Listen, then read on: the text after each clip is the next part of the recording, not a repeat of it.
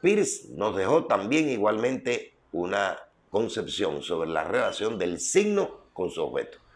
Dicho en otras palabras, del representamen o con su objeto correspondiente. Y a partir de esta relación clasificó a los signos de tres maneras diferentes, tres tipos de signos. Primera, los símbolos. Segunda, los índices. Tercera, los íconos. Son tres tipos de signos determinados. ¿Qué son los símbolos? Que dicho sea de paso, en el lenguaje coloquial, normal, sencillo, muchas personas al referirse a los signos utilizan la palabra símbolo y la hacen equivalente. Y no es equivalente. ¿Por qué? Porque el símbolo es un tipo de signo. No todos los signos tienen el carácter de símbolo.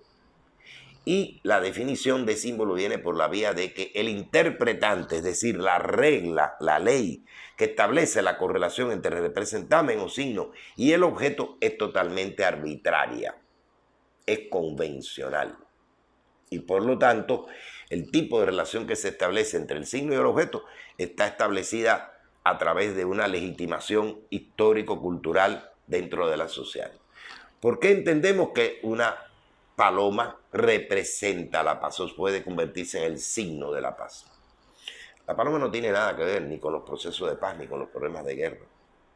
Por un mecanismo de legitimación cultural, la paloma es convertida en el representamen o signo de ese estado de cosas en la vida social, paz.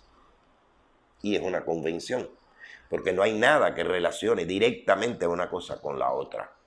Y ese es el sentido del símbolo como tal. Están los íconos, que son signos que no tienen una relación convencional o causal y que la relación que existe, dada por el representamen entre el interpretante, entre el representamen y el objeto, se funda, según decía Peirce, en la semejanza. Este término, esta idea de la semejanza ha sido ampliamente debatido. Por ejemplo, el maestro de la semiótica Umberto Eco debatió minuciosamente la incongruencia de este sentido de la semejanza. ¿Qué quiere decir la semejanza? Que el signo que empleo se parece, imita de alguna manera el objeto al cual representa. Pero no siempre es así. Más bien es otra legitimación. Una legitimación que viene dada a través de la fuerza del tiempo. Se ha ido convirtiendo en algo significativo, importante dentro de la vida social y decimos que algo ha adquirido el carácter de un ícono dentro de una comunidad humana, dentro de la sociedad humana. Y no es la semejanza. Por ejemplo, la palabra está muy asociada a la tradición pictórica y escultórica cristiana. Se le decían íconos a aquellas figuras religiosas que eran pintadas o esculpidas situadas en un lugar sagrado, una iglesia, un templo, determinado por la semejanza. A María, la madre de Jesús, se le acuñó un vestuario azul, pero nadie vio a María, nadie le pudo tomar una foto. Por lo tanto, no sabemos que ese rostro de esa mujer y ese vestuario de color azul semeja a María. Hay un célebre pintor renacentista que fue el primero en escribir sobre la vida de los ilustres pintores, artistas en general, Giorgio Vasari, que aparece en una de sus obras mostrándonos este sentido de la semejanza. Está pintando una Virgen, María, y ahí está la imagen de María como que aparecida, como una especie de epifanía que se produce.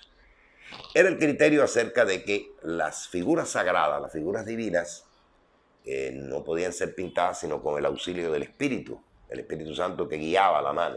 Esa era la idea que venía desde la Edad Media y seguía todavía vigente dentro del ámbito renacentista.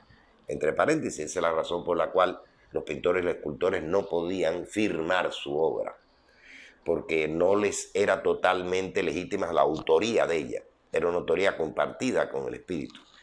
Y entonces yo pintaba la aparición, yo pintaba algo que estaba frente a mí, como si fuera una especie de espectro, como una aparición divina, etcétera, etcétera. Y entonces, evidentemente, aquí se trata más bien de no de una semejanza, sino de una convención que ha sido legitimada y establecida, enraizada en una cultura determinada. En las postales, en las fotografías, en las tarjetas a través de las cuales se reproduce la tradicional imagen de Jesús que nos llega desde la Edad Media y el Renacimiento, vemos a un individuo que tiene un carácter muy parecido a un hombre occidental, no un hombre hebreo. Y nos hemos hecho la imagen de Jesús de esa forma, porque se ha convertido en un ícono. Es decir, se ha legitimado a lo largo del tiempo, se ha enraizado en la cultura, y cuando vemos esa imagen, pues decimos, ese es Jesús, mucho más si lo vemos cerca de sus apóstoles cercanos, por ejemplo, en la imagen de la Última Cena, en que, bueno, contamos que hay otras 12 personas y él al centro. Bueno, pues lo hemos convertido en una figura icónica, no por semejanza, sino por una larga legitimación y enraizamiento en una cultura determinada. Interesante porque cuando se oferta una imagen de un Jesús que viste y tiene el rostro y tiene la tez de un hebreo, nos parece que no es Jesús. Y nunca lo hemos visto en una fotografía, pero nos hemos acostumbrado a esa manera de presentarlo, mucho menos si tiene un turbante en la cabeza y una cinta colocada arriba al estilo de un hebreo de ese tiempo. Jesús era un hebreo, un judío, por lo tanto, no, más bien es esta imagen que tenemos actualmente en muchos casos la que funciona en calidad de ícono. Por ejemplo, hay otro ícono ya fuera del terreno religioso. 5 anillos, 5 circunferencias de diferentes colores que se enlazan entre sí, presentada en un plano blanco o negro, el color que sea, pero 5 de diferentes colores. Significan los continentes y se ha constituido en el ícono correspondiente a los Juegos Olímpicos en general, por la participación de los 5 continentes en ese tipo de actividad deportiva a nivel mundial como tal. Hay un signo que es una barra vertical y 2 que están hacia abajo, inclinadas dentro de un círculo, y lo hemos identificado como el signo de la paz. Y así salen banderas, las manifestaciones, en pancartas, etcétera, etcétera. ¿Qué semejanza tiene eso con la paz? No, parece ser una especie de paloma simplificada. También es un ícono, se ha convertido en un ícono de una u otra manera. Y entonces utilizamos a veces símbolos e íconos más o menos indistintamente. En el mundo contemporáneo estamos acostumbrados a través del uso del celular, de la computadora, de un conjunto de íconos que ya se han legitimado. Por ejemplo, el de visto, ¿no?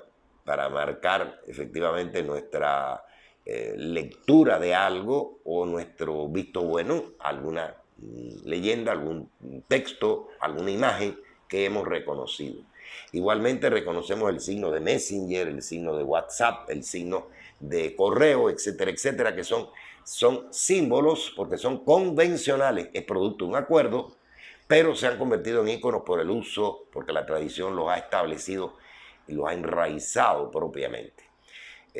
Por ejemplo, observen qué cosa más interesante de cómo se mezclan estos íconos y estos símbolos en algo muy común, muy tradicional.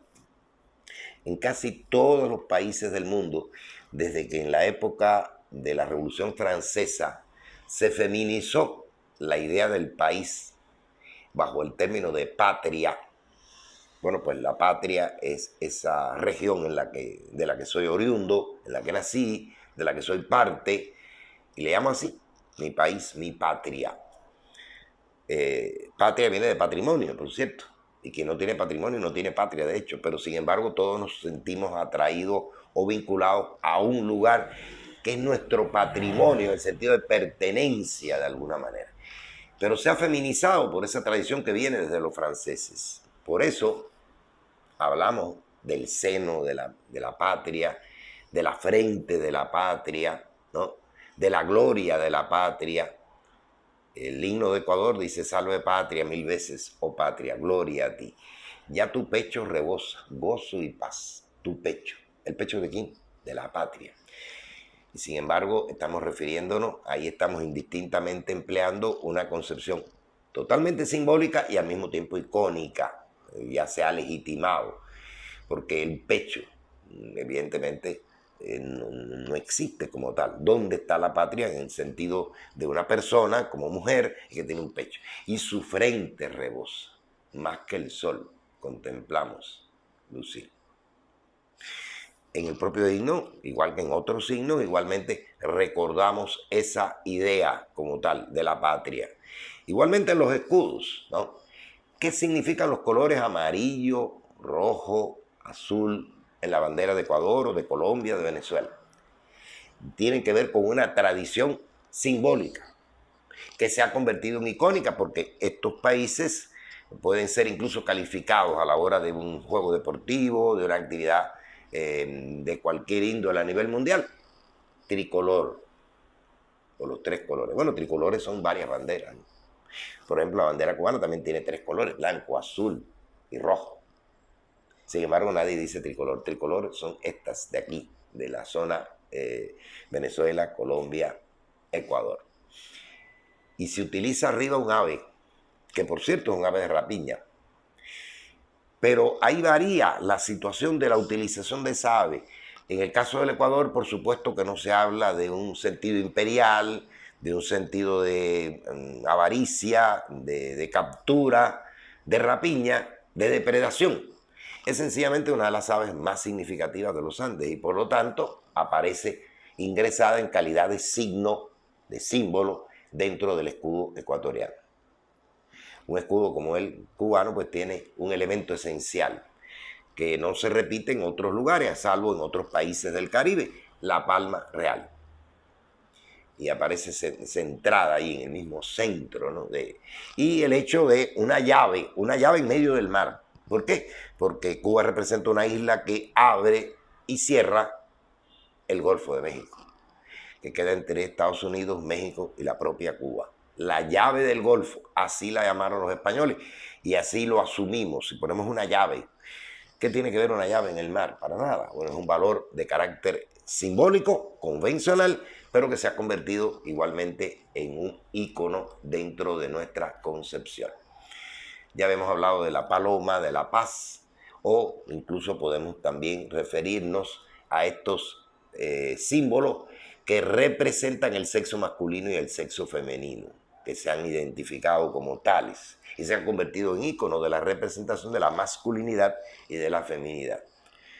En estos tiempos de reconocimiento de variedad de comportamientos sexuales o de género, pues estos signos empiezan a tener sus quiebres en cuanto al nivel de representación de uno u otro modo. Hay acuñados a lo largo de la historia y mucho más recientemente con la aparición de los medios de comunicación digitales, una enorme cantidad de signos que tienen el carácter simbólico y se convierten igualmente en íconos por esa persistencia y ese enraizamiento adecuadamente. Cuando una obra de arte, por ejemplo, en el caso de la Mona Lisa, que tiene cualidades específicas, su rostro, esa velada sonrisa que no se expresa a plenitud, que está como congelada en ese instante, ese gesto peculiar, esa mirada que nos acompaña cuando recorremos por diferentes lugares a la presencia de esa señora que está allí, en el cuadro la ha convertido en un ícono. Entonces se utiliza constantemente para referirnos a ese hecho, a ese suceso, al suceso de la presencia de la Mona Lisa, que ha sido transformada, modificada, etcétera, etcétera. Acontecimientos externos, aislados, alrededor de la obra como tal de la Mona Lisa, pues la convierten igualmente en icónica. Como icónica es también el grito de Munch, que por cierto, para muchos representa una persona atormentada que va por un puente y grita. Y hay todo un debate en torno a eso, porque Munch mismo dejó escrito que cruzaba por el puente y sintió el grito de la naturaleza. Entonces hay también quien ha interpretado, un artista interpretaba con toda razón, que al ser un grito de la naturaleza, él como parte de la naturaleza expresa ese grito. Y la estructura de ese rostro, que lo convierte en un homúnculo muy especial, se convierte en un símbolo de insatisfacción, de angustia, de tensión, de crisis emocional. Se convierte entonces ese símbolo en un ícono, es decir, se legitima y enraiza en una cultura. El tercer tipo de signo es el índice. Estos signos tienen por el interpretante, no, es decir, se infiere del conocimiento del signo en cuestión y del objeto, porque lo que actúa entre ellos es una relación causal. Causal. Porque la propia palabra indica que el índice es indicador, un señalador. Esto provoca aquello, esto significa aquello otro, esto señala, indica esto que está delante de nosotros. El carácter de índice es lo convierte en uno de los signos más productivos, más interesantes. El solo hecho de la mano, que se expresa de una u otra manera, indicando, señalando, para decirle a alguien tú, yo, señalo a una persona del público, una persona de un aula, etc.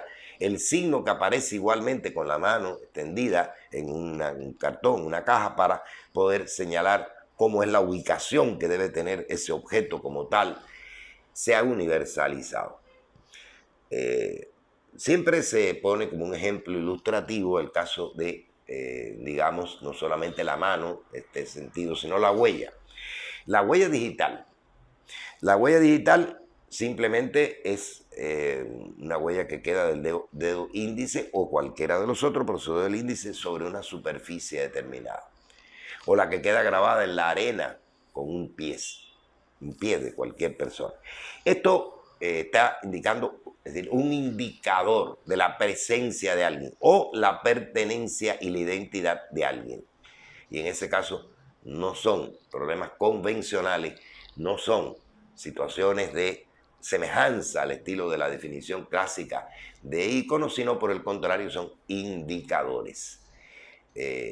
Cuando abrimos un libro, por la parte de adelante, de atrás, de acuerdo con su estructura, siempre buscamos algo que es importante, el índice, que nos va a señalar claramente, indicar claramente cuál es el primer capítulo, el segundo capítulo, el tercero, los epígrafes correspondientes. Y nos señalan además la página en la que aparece ese fragmento del texto en cuestión. Por eso a eso le llamamos índice igualmente. Como les decía, la Mona Lisa se había convertido en un ícono, pero es también desde el punto de vista de su empleo por parte, digamos, de un artista como Marcel Duchamp en un índice. Porque Duchamp le hace dos alteraciones significativas. En primer lugar, le añade una pequeña barbita y un bigote. Masculiniza a la Mona Lisa. Le da una reformulación a la idea de esa mujer con esa sonrisa enigmática y la convierte en un hombre. Y al propio tiempo le da una indicación, realiza otro acto de índice, indéxico, como pudiéramos decir, cuando le añade como título LHOOQ. Ella tiene el culo caliente. Esa expresión que se deriva de la lectura de cada una de las letras en idioma francés. Cuando se realiza el primer ready-made significativo, que fue precisamente La Fuente, es otro tipo de acción indicial.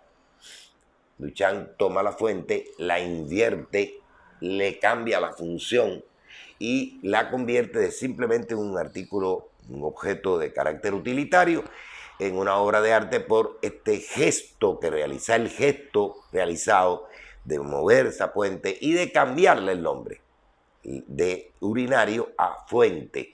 Es otro índice, otro indicador correspondiente. Es decir, hay varias formas de presentarse en el arte este asunto. Hay una obra de un eminente artista de la vanguardia histórica, René Magritte, que es un cuadro siempre utilizado y referido constantemente, que no es casual que llamara la atención de algunos pensadores, algunos filósofos, como el caso de Michel Foucault, y el cuadro de René Magritte se denomina La traición o perfidia de las imágenes. La traición o perfidia de las imágenes. Las imágenes nos engañan, las imágenes nos hacen creer cosas. ¿Y qué hay en la imagen de este cuadro? Una pipa. Una pipa que ha sido presentada al estilo de las láminas escolares, sencilla, simple, elementalmente pintada, a propósito, porque es como cuando la maestra en la escuela le enseña a los niños, esta es una casa, este es mamá, este es papá, y aparece una pipa. Y sin embargo, en una letra colegial, una letra con una caligrafía colegial, se añade debajo un texto que dice, esto no es una pipa. Hay un juego indicial muy importante. Se está indicando, esto que está arriba parece ser, esto abajo dice no es una pipa. Y ahí está el fenómeno filosóficamente profundo de la traición y la perfidia de las imágenes. En realidad eso no es una pipa. Se trata de una imagen, de una representación de la pipa y no una pipa por sí misma. Ese mismo error que cometemos al mostrar una foto nuestra y decir, mírame aquí. En realidad no estoy ahí. En realidad lo que es una representación, una imagen que ha quedado en este caso grabada sobre la superficie fotográfica en cuestión. Otro eminente artista procedente de la tradición conceptual, del arte conceptual, Joseph Kosuth, hizo una obra que es muy interesante en este sentido del índice y de los valores simbólicos de cada una de las cosas que están presentes en su instalación. La instalación se llama Una y tres sillas. Y en ella aparecen tres sillas efectivamente. ¿Cuál? Una primera que es indicial, una fotografía. Una fotografía que recoge la imagen de una silla. Esa misma silla colocada físicamente, que al formar parte de la instalación en cuestión no es una silla real, es una silla igualmente artísticamente transformada, un gesto de colocarla allí al lado de la foto. Y por si fuera poco, en el otro lugar aparece un pequeño cuadro, un pequeño acrílico donde está escrita la definición del diccionario de lo que es una silla. O sea, esta definición convierte a la silla en un hecho lingüístico, a diferencia del hecho fotográfico, la imagen, o el hecho de la llamada silla real que está en el centro. Se juega con todos estos valores de signo que cada una de ellas tiene. Irónicamente, no hay una pintura. La pintura está ausente. Está como sobreentendida o excluida de algún modo. La fotografía, la silla real y la definición lingüística de lo que es una silla. Así tenemos las diferencias entre icono, índice y símbolo que podemos encontrar de diferentes maneras en cada una de las actividades humanas. Cada uno de los elementos que, por ejemplo, integra la bandera de un país tienen ese sentido, tienen un sentido, mezclan a veces una u otra cuestión. La bandera, por ejemplo, de Norteamérica tiene 51 estrellas, indicando, señalando que está conformada esa unión por 51 estados. Otras tienen 2, otras tienen 3, otras tienen 1.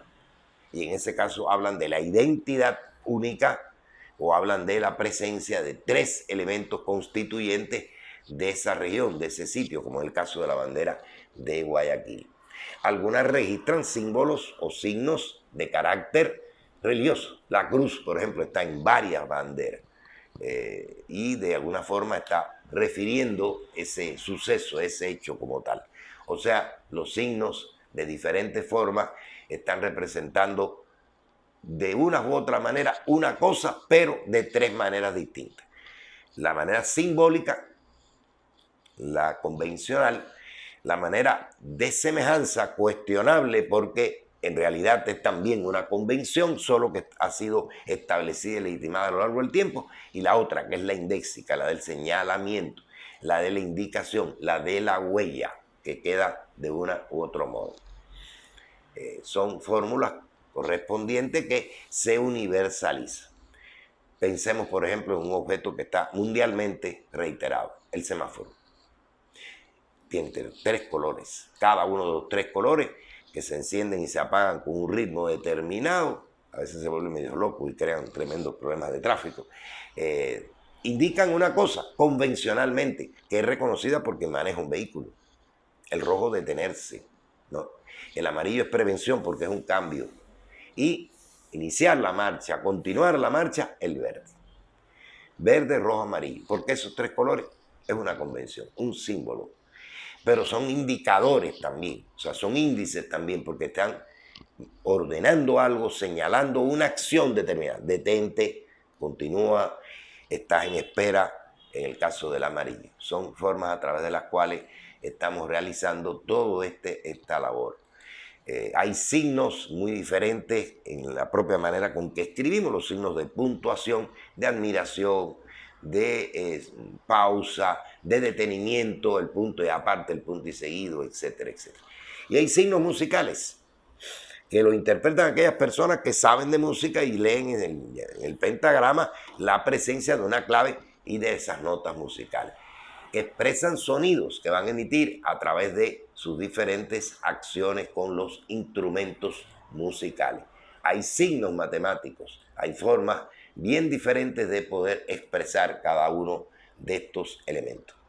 Signos hay en la gastronomía. Cuando usted se levanta de una mesa tras la ingestión de las comidas correspondientes, la forma en que usted ubica los cubiertos está indicando si está aceptada la comida, si le pareció excelente, si le pareció que si está en pausa, va a seguir comiendo posteriormente, si no le ha gustado para nada, si ha terminado de comer, etcétera, etcétera. Cada una de esas ubicaciones de los cubiertos sobre el plato tiene un sentido de signo como tal. Es decir, hay unos cuantos tipos de signos que pueden referirse a este gran fenómeno de esta subdivisión. Como decíamos anteriormente, Eco discutió ampliamente el tema de la semejanza en el caso del ícono. En realidad hoy reconocemos que es igualmente una convención, o sea, un sentido simbólico, pero que ha sido legitimado y establecido a lo largo del tiempo en una cultura determinada. De hecho, pudiéramos decir entonces que están los signos por semejanza y están los signos por indicación, por señalamiento, por una gestualidad determinada.